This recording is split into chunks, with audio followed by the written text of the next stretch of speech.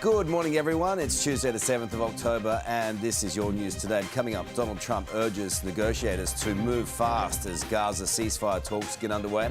Plus, terrifying video of spectators running for cover after a drone accident in China. And how amateur tennis players could win $1 million at next year's Australian Open. We are going to start, though, with some breaking news from Melbourne, where 3 homes have been damaged after a massive inferno in the city's northwest. Live to 9 Melbourne reporter Isabel Quinlan, who's at the scene in Aberfeldy. Good morning to you, Izzy. What is the latest there? Good morning, Jane. Well, as you can see behind me, there is still a huge firefighting presence here in Aberfeldy in Melbourne's northwest this morning after what can only be described as a ferocious blaze ripped through this 2-storey home. Crews are currently still trying to put out spot fires here, but this house has just been reduced to rubble. As you can probably see from the pictures on your screen, this fire was significantly intense. It happened just after 3 this morning. Firefighters arrived within 6 minutes and that was what they were confronted with. Sadly, it was too little too late for this home, so they turned their attention to neighbouring properties. One received significant damage, but firefighters were able to contain the spread. Another home received partial damage, but those flames are just absolutely intense. There's no other word to describe it. Crews, as I said, are currently just putting out spot fires at this moment. As for the cause of this blaze, well, it's still unknown. So I'm sure once they'll be able to get inside, they'll be able to conduct an investigation. But that may be some time. Jane, we are hoping to speak to firefighters in a second to get a little bit of an update on what has actually happened here. Izzy, thank you. Those pictures just devastating. Yeah, terrible. An accused gunman will face court in Sydney today after 16 people were injured in an inner west shooting. Let's go live to today's Sydney reporter Jack Hahn. Jack, he's been refused bail. Yeah, good morning to you. RTS Menzies this morning facing 25 charges, including 18 counts of shooting with intent to murder. Police will claim in court he opened fire indiscriminately on the Georges River Road in Croydon Park on Sunday night. We are learning new details this morning about the father of 2, the 60-year-old recently separating from his wife, and 9 News understands he's allegedly told detectives that he's suffering from depression. Carl. Jack, thank you. Prosecutors will appeal mushroom murderer Erin Patterson's sentence, calling it manifestly inadequate and asking that she be jailed without parole. Erin Patterson received a non-parole period of 33 years after she was sentenced to life for the murders of 3 of her family members and 25 years for the attempted murder of Ian Wilkinson. Patterson's lawyers are also planning to lodge an appeal against her convictions and have until early November to do so. The Trump administration has given an update on the peace talks between Israel and Hamas in Cairo, saying the US president wants to move very quickly on a deal. Nine's Europe correspondent Mimi Becker joins us from London with the latest. Mimi, the pressure is on.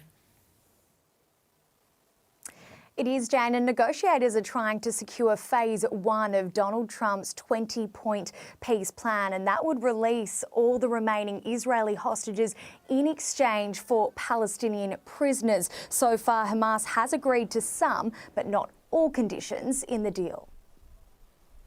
It's very important, as I just mentioned, that we get this done quickly. That's how the president's team feels, so we can get some momentum, get the hostages out, and then move to the next part of this, which is really ensuring that we can create a lasting and durable peace in Gaza. This comes as Greta Thunberg has been deported from Israel along with more than 170 other activists after their flotilla was intercepted. As you can see, she was showered in support as she arrived at Athens airport, and that was just hours ago, Jane. A drone show in southern China has sent spectators running for cover as fiery debris rained from the sky onto crowds below. The drones appearing to have fireworks attached to them, which launched mid-display in Luoyang, known as the fireworks capital of the nation. No one, thankfully, was injured. Wow. The US Supreme Court has rejected an appeal by Jeffrey Epstein's former girlfriend, Ghislaine Maxwell, over her criminal conviction.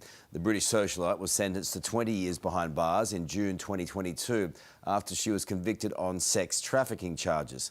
Her lawyers argue she should have never been tried or convicted of her role in luring girls to be sexually abused by the disgraced financier.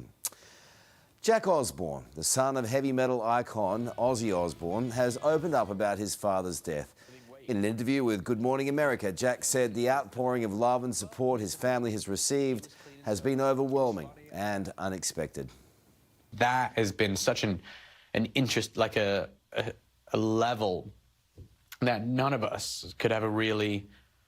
We have, you know, I think every child sits there and kind of has this thought about one day their parents won't be there and what will that be like. It's just a part of being a human. We just didn't think of it. We didn't think of, oh, you know. And so it was it was a different weight to it.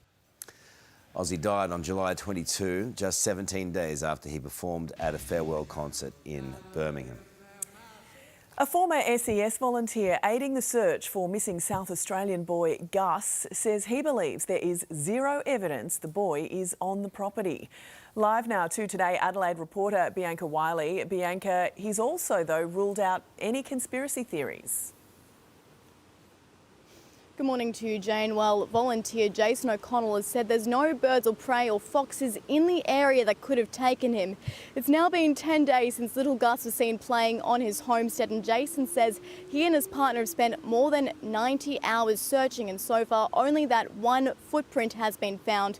The search was scaled back on Friday and soon after called off. It was such a large search involving Defence, several police units and SES and locals, but it has been called off, but police say they are still investigating. And Jane, Jason says he will keep looking for Gus as long as his father would like.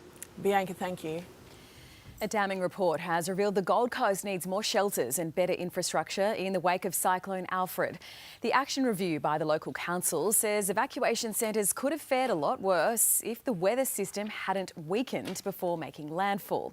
Mayor Tom Tate will today address locals on being better prepared for storm season, with generators and satellite services a key part of the solution. More than half of young Australians have admitted they think stealing from shops is acceptable. A new study by Monash University has revealed a growing number of shoppers aged 18 to 34 are cheating at the self-checkouts. 54% say taking an item without paying is justifiable to some extent. Off the back of that Broncos fan day at Suncorp, it's been confirmed the cauldron is getting bigger. Premier David Crisafulli confirmed upgrades are underway to boost the capacity beyond 52,500 after Broncos skipper Adam Reynolds urged the Premier to build a bigger stadium during his grand final speech. It could spark a showdown with Sydney over future NRL grand finals. Bring it on. Come on. Well, amateur tennis players from across Australia are getting a shot at the big time and a shot at $1 million. A new one-point slam will see 8 grassroots champs, one from every state and territory, play off as the curtain raiser to this year's Australian Open, up against some of the game's biggest names. Tennis Australia will make the announcement today, which will see the winner walk away with the $1 million prize. Exciting. I'm going to give it a red-hot go. I don't know that you're eligible, but why not? Well, you have to be a grassroots champ. Or a rights holder. Loophole. Just create your own category. I'm sorry. He's found it. No, I understand. Create your own category. Why not? All right, let's have a look at the weather across the country today. Showers scattered for large parts of South Australia and the coastline of New South Wales. Gusty wind conditions developing for Tasmania as a cold front approaches. Meantime, temperatures in the late 30s forecast for the top of the nation.